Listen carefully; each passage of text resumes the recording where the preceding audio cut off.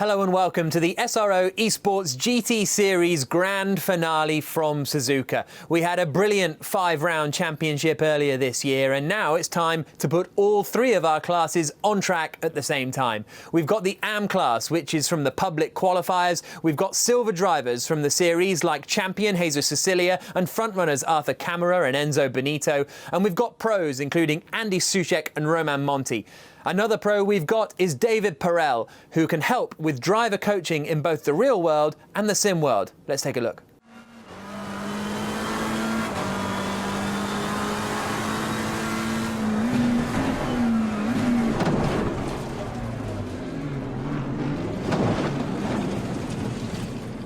With the success of this series, SRO are branching out into different esports series around the world, so keep your eyes peeled for this.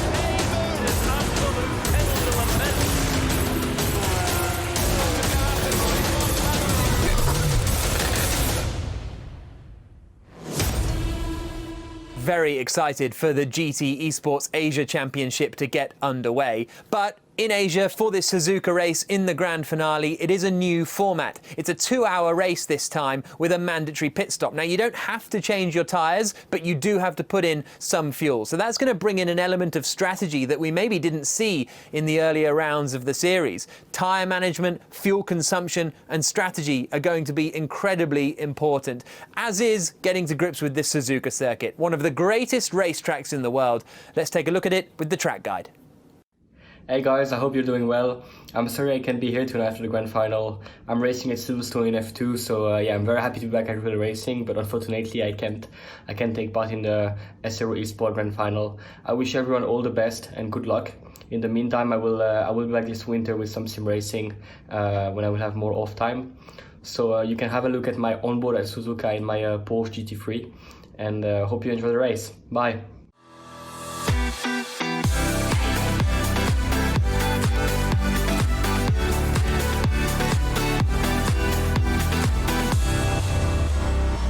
Paul Jeffrey from Race Department here as we head onto the Suzuka circuit for a Fanatec-powered guided lap on board with Louis Delatraz, heading into the first corner, 260 kilometers per hour, down a 4th gear, control the car on the brakes, run it out wide into 3rd, catch the apex on the inside as we run the car all the way out, maximising the width of the circuit before we head into Snake, 3rd gear.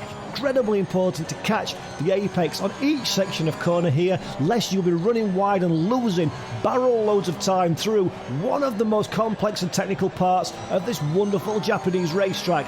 Into the final left-hand part of the corner, long radius. Massively important to get on the accelerator as early as possible for the run up to Degner.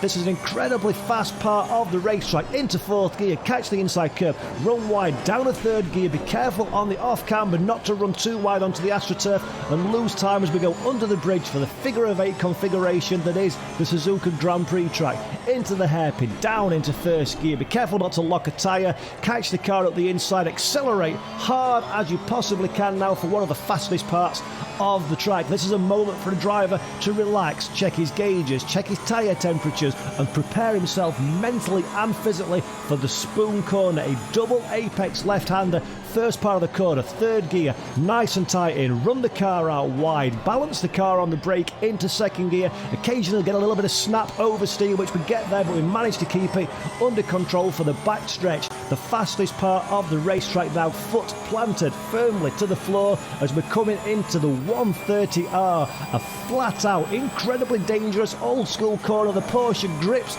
beautifully, we don't need to run up to the full width of the circuit as we head into the chicane, down a 4th, 3rd, 2nd gear, accelerate between the 2 corners, catch the inside apex, don't run too wide onto the AstroTurf, and that is a lap of the 3.6 mile Suzuka Grand Prix circuit powered by Fanatec.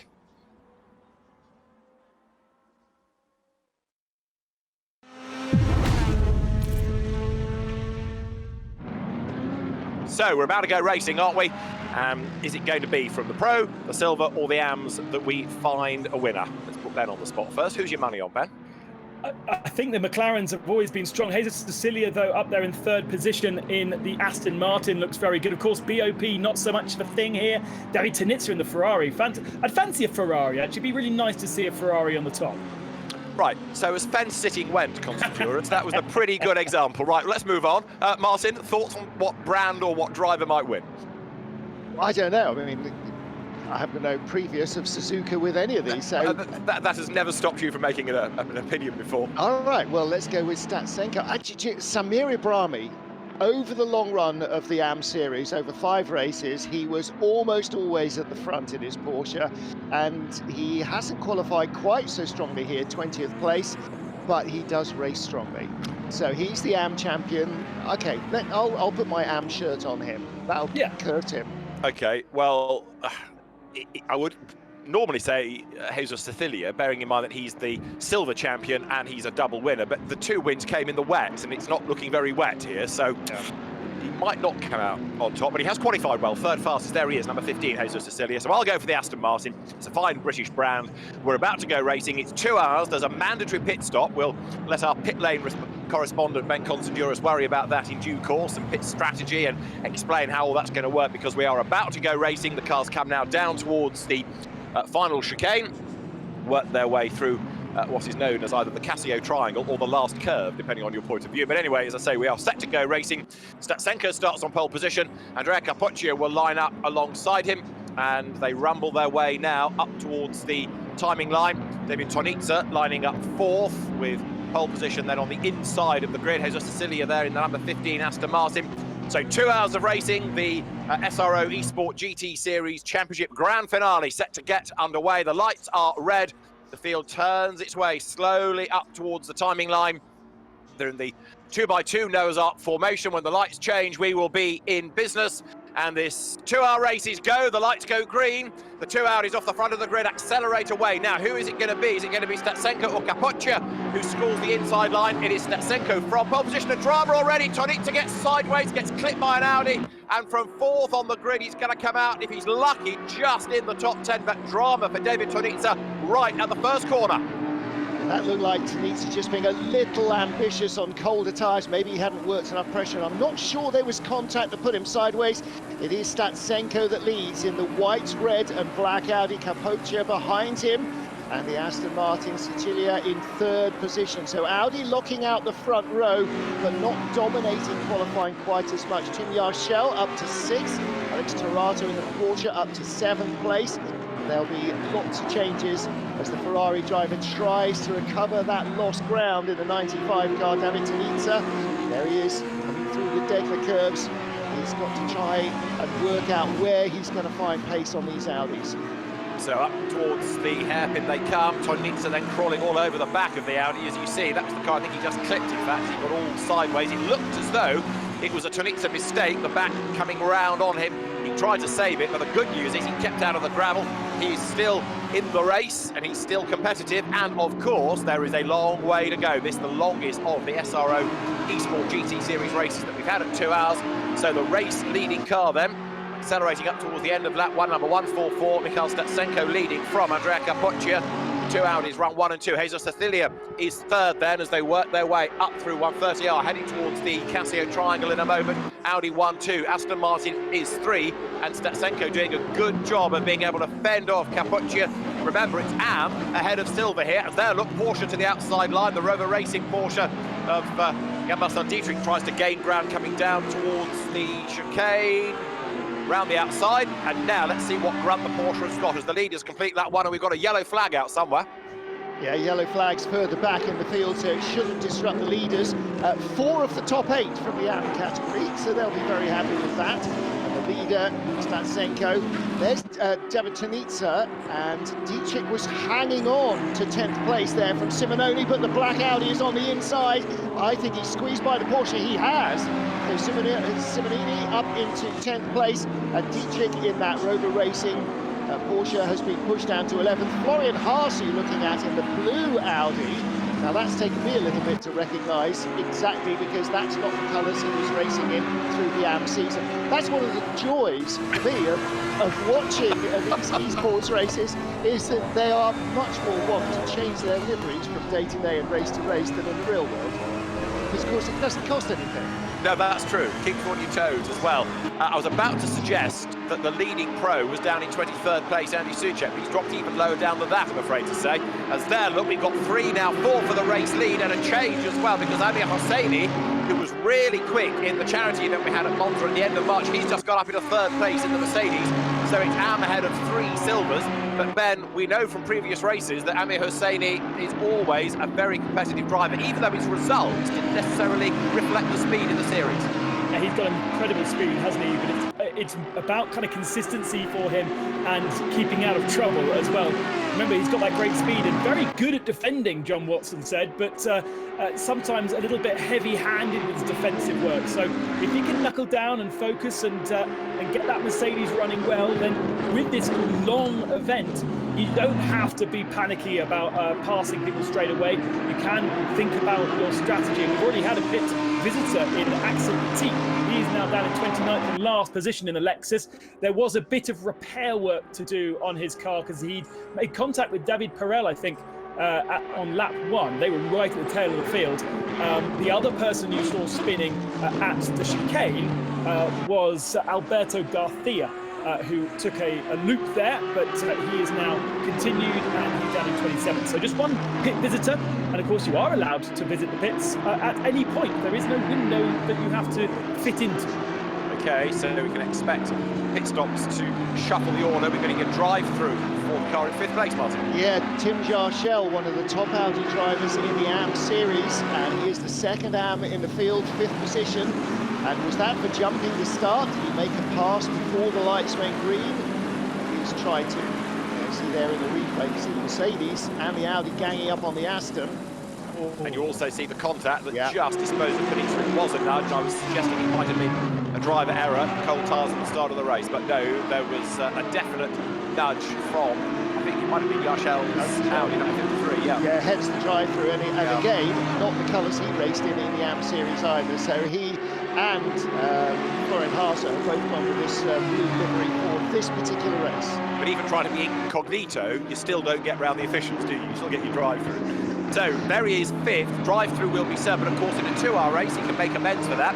Up front, it is the best of the AM, Statsenko leading, but Capoccia, I thought, was just getting a little bit more toey, a little bit more committed to the task. Then you've got in 3rd place Amir Hosseini, and that grunt-and-go Mercedes is going to be well worth watching now. It's caught up and past the Aston Martin, and look, it's getting away. Cecilia, for the moment, is a bit busy defending from Jarchel, but in a sense, that's a phony fight. He doesn't need to, because the Audi is going to have to pit for that enforced drive-through, and he's got to take that within 3 laps. And of course, he'll know that, because that'll be on his timing as well. And very wisely, Tim Jarchel comes in immediately. The longer you've got to recover from that drive-through, the better it'll work for you. So Florian Haase now on his own in 8th position. Jarchel will drop down to somewhere right at the tail of the field, probably just ahead of Axel Petit, but not by much. There you go, plunging down the order as he comes back out of the pit lane. We have 3 pros then in the entry. They're 24th, 25th and 28th in the order. So it does illustrate just how different real-world racing is from sim racing, as the McLarens file their way through, chased in turn by Lexus, by what else have we got in that battle pack, Porsche, and the race leader then with 1 hour and 53 minutes to go. For the moment remains then as Mikhail Statsenko, but Andrea Capoccia giving energetic chase as you look lower down the order at what is going on. There's Capoccia through a shot, and do we have a change for the lead? Because Capoccia accelerates towards us. Statsenko still doing his level best to hang on in there. Amir Hosseini is the man to watch, but yes, the race leading Audi is still absolutely tied together. Statsenko keeping Capoccia at bay, but Hosseini has very much become part of that battle for the lead. He has, but the question is, why was the Mercedes so unpopular? There are only 2 in this field. It wasn't represented in the AM category at all, and clearly not that represented either in the Silvers or in the Pro category. So what is it about the car that works here that perhaps didn't work over the whole range of the races? So Statsenko hanging on, does know how to win in trying conditions, but Hosseini is all over the back of him, and yet the Audi just starts to canter away as he picks up the throttle off the corners, and so Hosseini then spends all of his top-end speed down the straight trying to close that back again, and we've now got all 5 top drivers together. What's the gap from the leader back to 5th place Benito? 1.2 seconds maybe. Benito behind Torato's Porsche, and they've dropped Florian Haase a long way back. Florian Haase now nearly 4 seconds there. He is behind the leader, and he's leading the peloton. He's got Dietrich Franchak and Neuox as well. And again, the Mercedes looks the long way around the outside. Here's a chance for the Aston Martin. Can't get onto the throttle. That's bad news, because the Mercedes is now free to attack Statsenko once more. Hosseini has an undercut, an underlap. That's an overlap, but on the inside, I suppose. And again, the circuit turns away from him. But now the Audi has got a front-engine GT car in both mirrors. He's got the Aston Martin on one side, he's got the Mercedes on the other. Statsenko fighting for his life in the lead, but Hosseini and Suchilia are side by side. The Aston Martin's going to go through on the inside. On board with the Mercedes, no, he's still there, there's contact. Mercedes just avoids the gravel, 3 wide, off goes Torato. Oh my goodness, the Porsche, the loser, no! The Ferrari, Benito, all falls into his lap. Haase is going to go through in 3rd, and Dietrich and Franchak go through with him. Well, pick the bones out of that. So mayhem, effectively, at the chicane. Right, so Statsenko leads, Bonito is up to 2nd, Haase is 3rd, David Tonitza is back at the races 4th, Jan-Marcel Dietrich 5th, and Amir Hosseini is down to 6th. Kamil Franchak is 7th, Niels Neuox now suddenly arrives on the scene, 8th.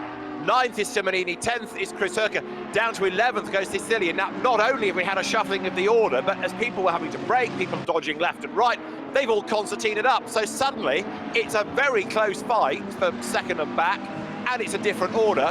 But through it all, Statsenko, impregnable at the moment, no matter who it is or what they throw at him, he's able to fend them off. And a great race for Alex Torato in that Porsche is all undone. He's dropped behind Ezekiel Kompak and Andy Susek, so he's down in the mid-20s somewhere after just basically having nowhere to go and getting shunted off the track.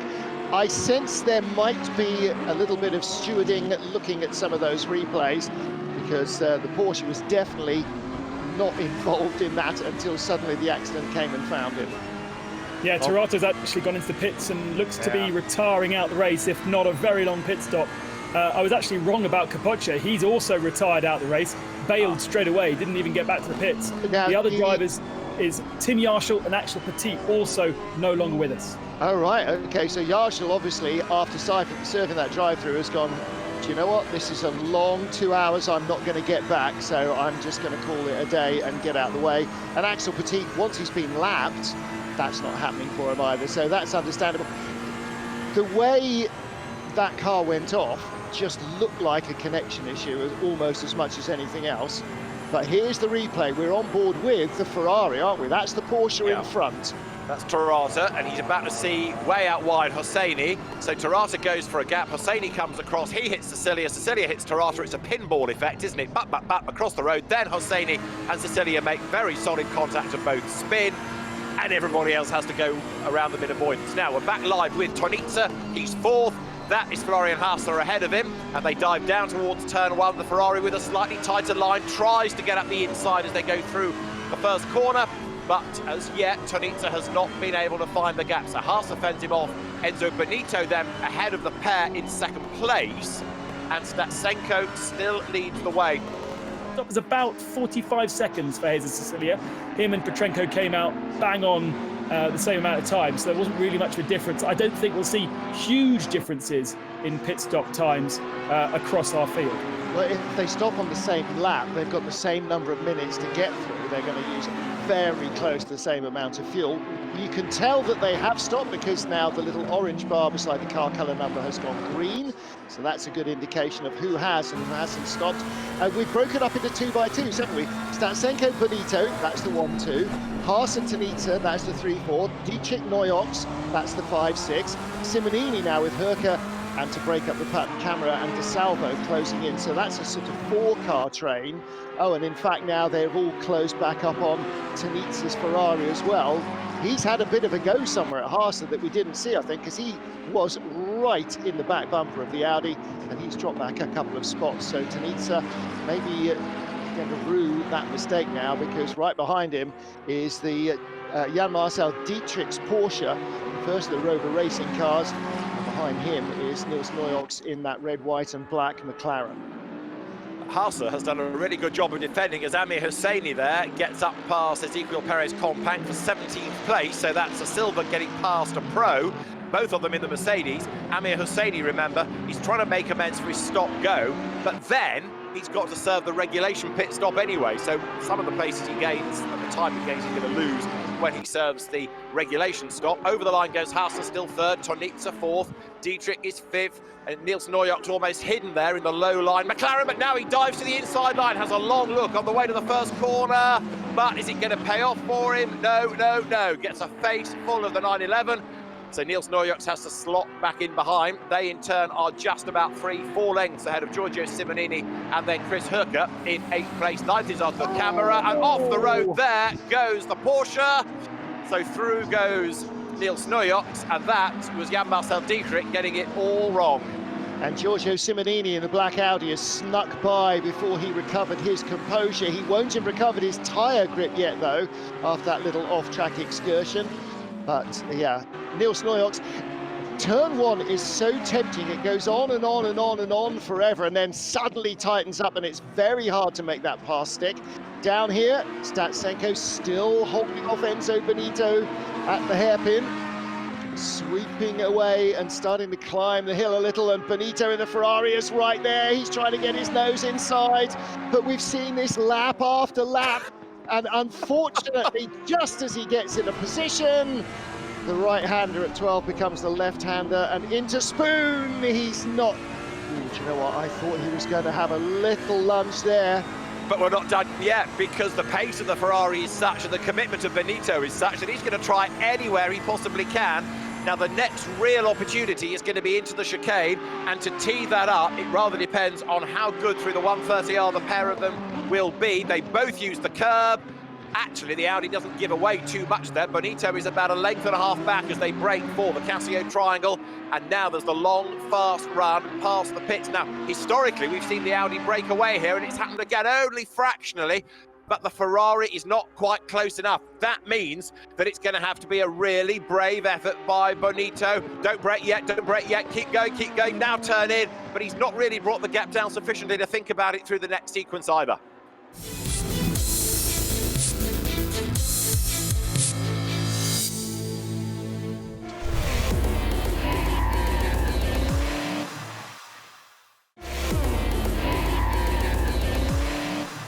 Now, this is where the Ferrari starts to nibble away at that gap. Further back, there's Haase third, Taniza fourth. Niels Neujoks is there in 5th place as they come up towards Casio Triangle. But what's going on ahead of them is that the lead gap is coming down and down, 0.4 of a second still. There goes Haase. Now, what about Neujoks? He is all over the back of David Taniza for that 4th place as they make the run now into the braking zone for Casio Triangle. Up front, though, Statsenko versus Benito as they head towards the line. And Statsenko seemingly is still able to repel the challenge of that Ferrari. But no, Benito into the pit lane. So Enzo Benito, that answers one question. He blinks first. So the next stint is going to have to be 65 minutes, give or take. And so from 2nd place into the pits comes Benito. Now, you were talking about who's going to blink first and go in and get out of traffic, and I was thinking, I wonder who's got the pit lane window to do it, who's got the fuel tank capacity that will allow them to go in with 5 minutes or 6 minutes plus the final hour to go. And the question is, if you go in too early, can you somehow feather foot your way around the last couple of laps to make the fumes last? Well, we'll find out, won't we? McLaren's leaving the pits now. Right, It's here now comes Neujoks. Statsenko then. So Onto the pit straight comes the Audi. Can it get its lead back on the road? And Statsenko is taking Bonito and Cecilia with him. Down towards the first corner they go. Where is the McLaren? There is Niels Neujoks. So he comes out just ahead. There's only a gnat's crotchet in it, but it's the McLaren there that on the pit stops has jumped into the lead. Statsenko second, Bonito third. This was what we were discussing 20 minutes or so ago. Niels Neujoks using his huge experience, and he's used it to very good effect. He leads into the second hour of the race. Now, see, that is remarkable patience to know that you've got speed in the car that you can't use, and just wait and wait and wait until there is an empty track. And that is just, you know, again, people from the real world like us are going, well, you know, but it is only a computer game, yada, yada, yada. After the first race in Monza, what was John saying? He said, I don't care if they're real cars or not real cars, they're real people racing real people. Right. Yep. And that's exactly the same thing, you know. The fact that the cars are not physical, they're virtual, doesn't change the drivers. So Niels Neujoks, that is just remarkable patience and knowledge of the car as well, that he can go longer, that he can go nearly 10 minutes longer than the Audi and still use that pace.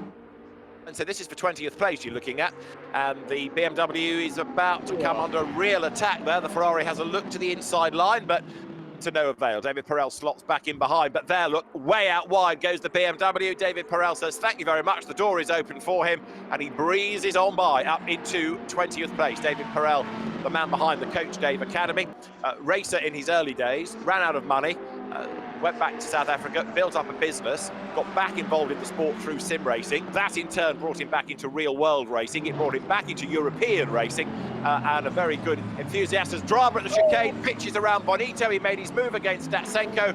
Contact, the Ferrari spins, and that throws him down the order. So, out of all of that, Niels Neujoks will lead Statsenko, but up into third is going to come Cecilia now in the Aston Martin.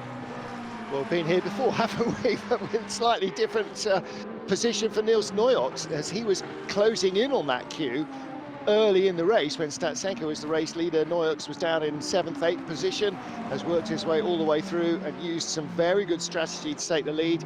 Big mistake from Enzo Bonito, though, has cost him.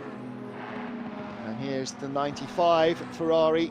David Tinitza still behind Selva's McLaren. And Petrichenko just in front of him, so he may get by the 969, but there'll be another McLaren further up the road. If he's freed and able to use any of that pace, he can probably see it in the not too distant future. Compank still up front with only almost half an hour after some of our drivers stop for fuel. He's still going. He does know that there's a mandatory pit stop, doesn't he? He's not just going on fairy juice and ooffle dust. It's like children's games where you can buy cheats to yes. get to more levels. Oh, he's found the cheat code for more fuel, clearly. It's remarkable, it really is. Left, down, up, That's right, it, that's the one. Yeah, just a thought about Statsenko. I mean, considering the race that he's driven, it's impressive enough in isolation. Just look at that leaderboard. Look where all the other AMs are. They're nowhere. Yeah. There is Statsenko upholding their honour in fine style, getting a replay here of earlier dramas. This was the incident at the chicane, wasn't it? Look, Bonito dives up the inside, there's half a gap, the gap closes, bang. And the biter bit there, the Ferrari is the one that gets turned around. This whole lockdown period and the explosion of championships has taken this to a whole new audience. And it's not just the driver's ability, I think, that's hit home. It's also what the graphics are like and the realism of what we're watching. Yeah, absolutely. Apart from Ezekiel Compank, obviously. Oh, is he still going? He's in the pits now. Oh, he is in the pits. There you go. Oh well, yeah. 42 minutes left. No wonder he's run out of fuel. Some people stop with 42 minutes of the race gone, not remaining. He has gone 40 minutes longer than some of our earlier pit stoppers. Map 2 is clearly not a bad. Can he now turn it onto map 1 and just gas it up? Because he could have. Yeah, that's like turbo overboost, isn't it? In the I'll have a look. glory days. My dad tells me. Cameras in Tinitza's cars are hobbled. They are lapping 3 seconds back over what they were able to do before. So, unsurprisingly, by the looking of that contact, as you say, that would be very much race over. They've bounced off the McLaren, have continued, but they are not running anywhere near what they could be. And I'm afraid that's kind of day over for Camera and Tanica. Somehow Petrenko and Selva, though, seem to be running slightly better. Well, there's Tanica losing out to Chris Hooker, look, in the Porsche that goes round the outside. So, going back to your hobble point, Tanica is easy prey, isn't he, now, because the Porsche, look, picks up its skirts, through it goes, gains track position. So Hooker goes up into 11th spot. David Tanica fading all the time with 16.5 minutes to go. And while we've been looking at other dramas, Neujoks has managed to build the lead gap a little bit further. You have to feel a bit for Statsenko in all of this. He did such a ripper job in the first half of the race, and now he's fading in second place, but he has got Cecilio right up behind him.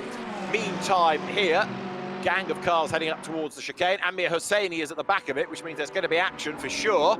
Tanica losing out, and there, look, Hooker goes ahead of Camera. So Chris Hooker gets up into the top 10. Camera is losing ground. Tanica is losing ground. Amir Hosseini is on the attack. Look, he's got the inside line. He's up alongside Arthur Camera. Is he going to go through? He's up the curb. But surely the Mercedes is going to power off the corner with better grunt. Yes, it does. Look at that. Easy peasy through goes Amir Hosseini. And as he breaks the timing beam, that will put him up now into 11th place. Yeah, and of course, Camera's McLaren got a very substantial hit there. So Camera in the McLaren and Tanica in the Ferrari, that is the battle of the halt and the lame, isn't it? Damage central, and they're again going to continue to increase that before we get to the checkered flag. I think final 15 minutes may not be the friendliest, although neither of them were actually the ones that started that four-car pile-up. They were both the innocent bystanders who got caught in the crossfire. Hosseini up to 11th. Who would have thought that? Not me, after his drive-through penalty early in the race.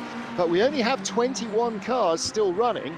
So the BMW last of the 21, because Samir Ibrahimi, Axel Petit and the rest all in the pits and out of the race. Statsenko in second, still holding off the Aston Martin for that second position. And Statsenko, of course, not just doing a good job in the beginning of the race, but qualifying on pole on pace as well. So the Audi's not just a good race car, it's a good qualifying car. Again, another reason why it was so popular in all of the series. 6.5 minutes on the clock. Remember, the flag goes out the first time the leader crosses the line once the 2 hours are up. And to the outside goes Cecilia. This is a chance. Is it going to pay off for him? Yes! Gets his nose in front. He's done it. Cecilia around the outside. But look, the Audi again punches off the corner. Is he going to be able to find a way back up alongside? The answer this time is no. Cecilia covers off the inside line. Dietrich is bringing the gap down as best he can. But now that Cecilia is through into second place, can the Aston drive away? Well, first up to the outside line, tries to go the Audi, but to no avail. Statsenko is in third place, but Cecilia leaves half a gap on the inside line. Boy, he worked hard for that second place, and he does not want to give it away now with just under 6 minutes on the clock. The question is, has he got the tyres to hang on? Statsenko didn't seem to be an awful lot slower than the Aston Martin. If the Aston is having to work the traction control harder to keep those rear tyres alive, how much can he take advantage of that change of position? Already he seems to have pulled out a good half a second over Mikhail Statsenko. Nils Neujoks 8 seconds up the road and 5 minutes. He's not going to catch him. He's got to hang on to the second place. Now he's worked so hard to grab it for the Aston Martin. So Nils Neujoks then, after that demon pit stop that propelled him into the lead of the race, now has a nearly 8-second advantage over Jesus Cecilia, who actually, having finally got past Statsenko, is pulling away. Jan-Marcel Dietrich, look, is bringing down the gap. It's almost as though some of the fight has gone out of Statsenko, because suddenly that gap is coming down between third and fourth. So could we get a silver 1, 2, 3 out of this?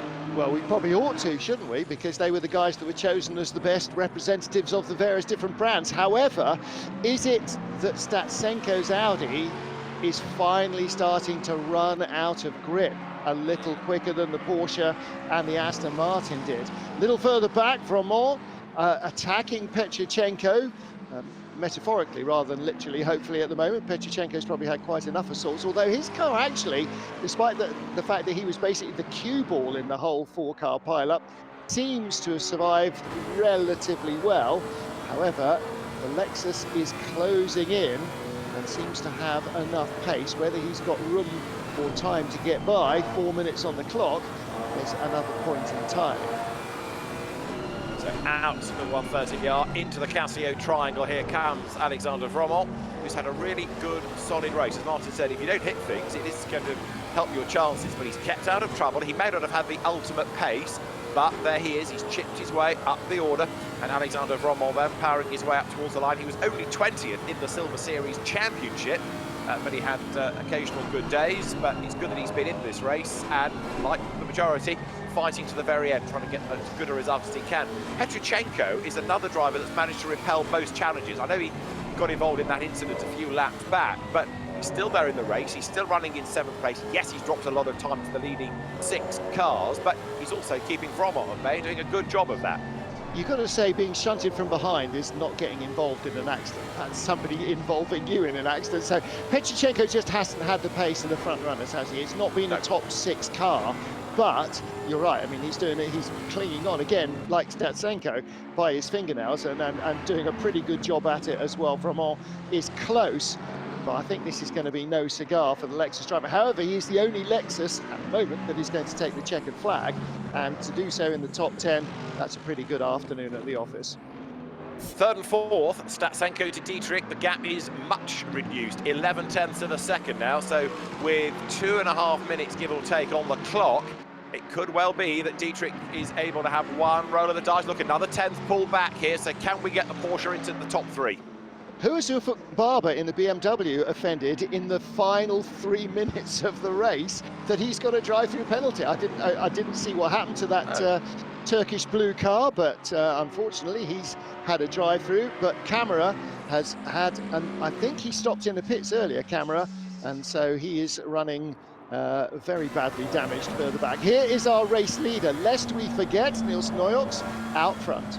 Statsenko is being shown as in 6th place. Now, what has happened to the Audi of the man that dominated the first half of the race? Statsenko seemingly has got a problem. Now, is this grip? Is this fuel? Is this something mechanical? Or has he had an off somewhere? Whether Ben can shed any light on this from his vantage point of the pit lane, we'll find out in a moment or two. We'll let him go and research it. But as Neujoks pulls away, suddenly we have got the changes. Dietrich 3rd, Simonini 4th, Bonito 5th, and Statsenko tumbles to 6th. So now no Audi in the podium positions at the moment, but Dietrich and Simonini less than a second apart. And if you're battling for 4th, that's one thing. However, if you're Simonini in the Audi and you're battling for a podium finish with the car in front of you, that's an entirely different deal. It is a McLaren that leads, an Aston Martin that's 2nd, a Porsche Audi battle for 3rd. We're looking a little further back at De Salvo in the lead Lambo, the 2 Lamborghinis, Franchak right behind him. And of course the top 3 in the Silver Series and the top 2 in the AM Series, the Lamborghinis, are all going to test a real Lamborghini, courtesy of the FFF racing team. So that's some kind of good fun result, isn't it? Absolutely right. So, Dietrich a 2nd clear of Simonini. Ben, any news on what happened to Statsenko to drop him back into 6th place?